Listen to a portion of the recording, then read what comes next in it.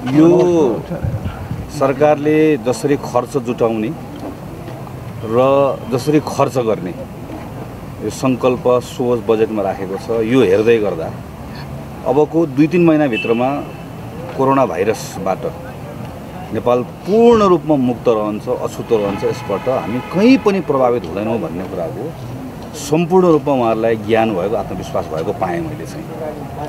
केही ठाउँहरूमा उहाँले भन्नुभए तापनि पुनरुत्थानको के प्याकेज आएको भए तापनि हामीले मन्त्रालयगत विवरण हामीले हेऱ्यौँ, खर्च जुटाउने तरिकाहरू हेऱ्यौँ भनेदेखि भने चाहिँ यो सिङ्गो वर्ष यसबाट प्रभावित हुने यी सबै कुराहरूबाट जसरी यसको प्रभाव नहुने गरी सिस्टम बनाउनु भएको छ।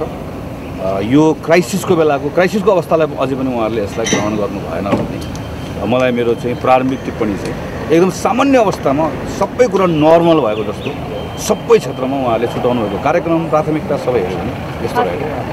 समग्रमा आज बजेट कोरोना महामारीको यो विषम परिस्थितिमा पनि निकै सन्तुलित, जनतालाई राहत दिने किसिमले सृजनात्मक ढङ्गले प्रगतिशील, जनपक्षीय र समाजवाद उन्मुख बाटो पक्रिने गरी आयो।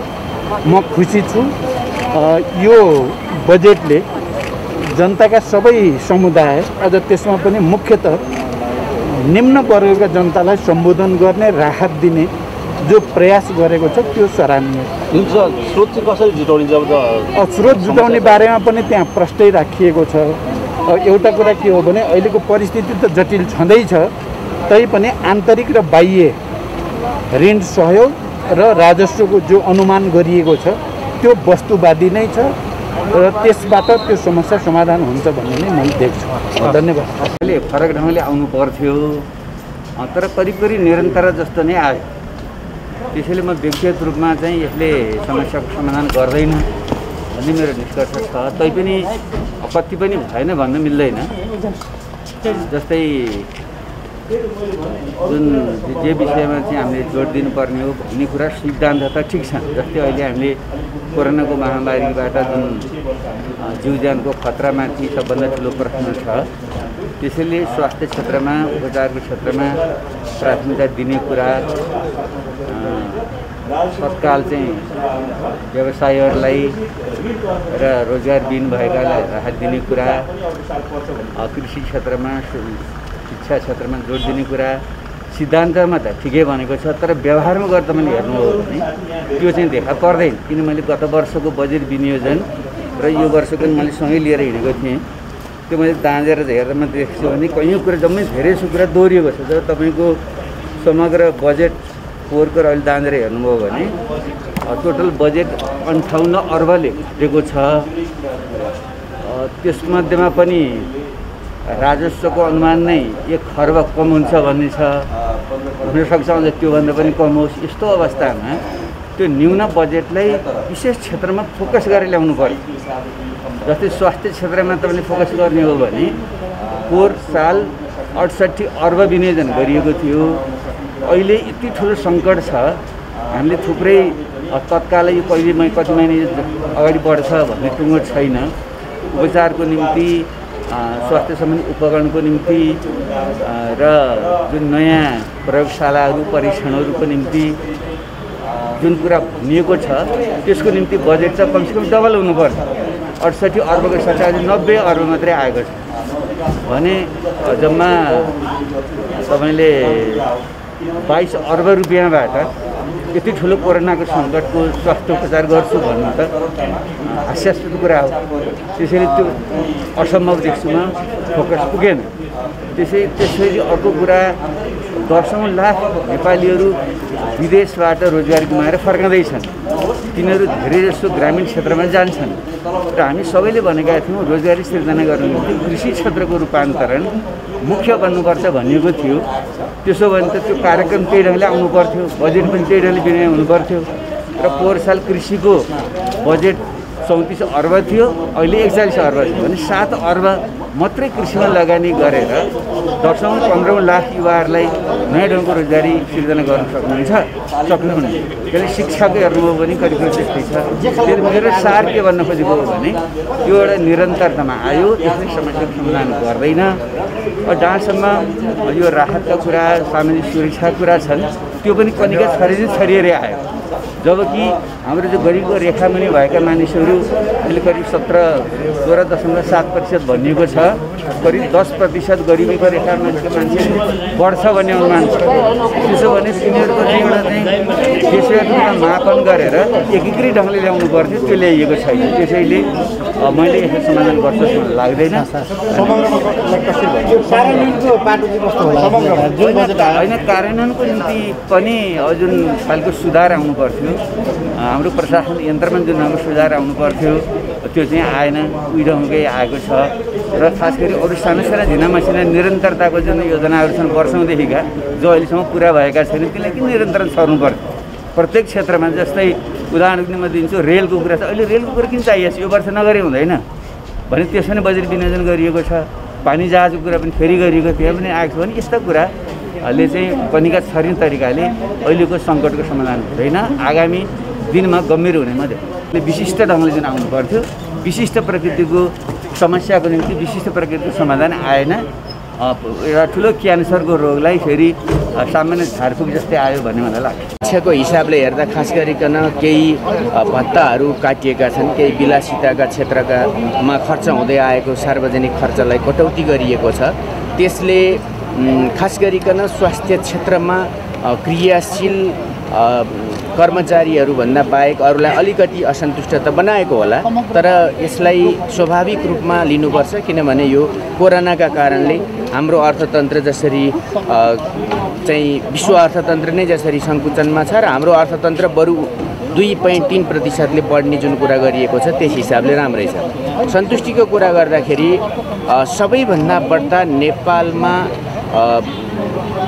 भइरहेको खर्च खास गरिकन खाद्यान्नको खर्च हो र केही वस्तुहरू आयातको कुरा हो र पेट्रोलियम पदार्थहरूको आयातको कुराले हाम्रो धेरै पैसा खर्च भइरहेको छ। अर्थात् विदेशी मुद्राको हाम्रो सबैभन्दा बढ्ता खर्च त्यहाँनिर भएको छ। त्यसलाई सम्बोधन गर्ने गरी कृषिमा व्यापक र वनमा यसमा चाहिँ व्यापक लगानी र त्यसका सम्भावनाहरूलाई सुनिश्चित गरिएको छ। त्यसै गरी सिँचाइका कुराहरूलाई गरिएको छ। साथै पेट्रोलियम पदार्थ र खानीजन्य चिजहरू जुन विगतभित्रका निरन्तरता हुन् त्यसलाई पनि सँगै अगाडि बढाइएको छ। साथसाथै निजी क्षेत्रसित सहकार्य गर्ने सन्दर्भमा र कोरोना महामारीपछि एक प्रकारले तहस-नहस भएको टुरिज्म सेक्टर र औद्योगिक क्षेत्रलाई पुनर्स्थापित गर्न, त्यसलाई मलमपट्टि लगाउनका निम्ति पनि 50औं अर्बको प्याकेज पनि लिएर आएको छ। देशको क्षमता जति हो त्यस हिसाबले लिएर आएको छ। त्यस हिसाबले यी केही सकारात्मक चिजहरू हुन्। सँगसँगै सामाजिक सुरक्षा भत्ताहरू यो बिचमा पनि सरकारले निरन्तरता दिएको छ। त्यसले विपन्न अथवा कमजोर आय स्थिति भएका नागरिकहरूप्रति राज्यको अपनत्व बोध वा राज्यको अभिभावकत्व प्रदान गर्ने कुरा निश्चित नै रूपमा देखिएको छ। त्यसैले निजी क्षेत्रलाई पनि यसले हतोत्साहित बनाएको छैन। पर्यटन क्षेत्रलाई पनि यसले चाहिँ जस्तो 5% को हिसाबले जुन चाहिँ ब्याज दर त्यति नै गर्ने भन्ने हिसाबले गएको छ र त्यसैले सँगसँगै अर्थतन्त्रका सम्पूर्ण अवयवहरूलाई आफ्नो क्षमताको हिसाबले चलाउने कुरा गरेको छ। जहाँसम्म केही 2 खर्ब चान्चुन जति बजेट न्यून हुन आउने कुरा छ, त्यसलाई पनि आन्तरिक ऋणद्वारा परिपूर्ति गर्ने अर्थात् विकासका परियोजनाहरू, ऊर्जा र कृषि क्षेत्रमा लगानीका कुराहरू, स्वास्थ्य क्षेत्रलाई सुदृढ गर्ने कुराहरू, शिक्षाको लगानीलाई निरन्तरता दिने कुराहरू यसमा अहिले पनि हुनु सुखद कुरा हो। अब आजको जुन बजेट आयो त्यो चाहिँ नि अब यो कोरोनाको केन्द्रित बजेट छ। यसले चाहिँ अब खास गरी पर्यटन उद्योग, होटेल उद्योगको कुरा गर्दाखेरि यो एकदमै गहिरोसँग कोरोनाबाट एकदमै हामी तहस-नहस भएका छौँ।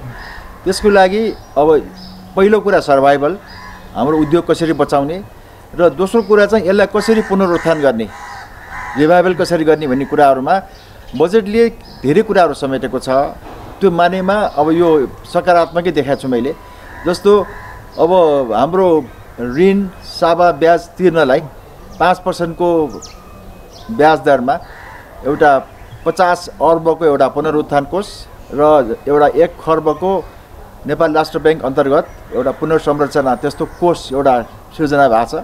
र मुख्य कुरा हाम्रो कर्मचारीहरू, उद्योगमा काम गर्ने कर्मचारी कामदारको उहाँहरूको रोजगारी कसरी संरक्षण गर्ने भन्ने कुरा थियो। त्यसको लागि पनि यथेष्ट पुगेको कुराहरू आछ त्यहाँ।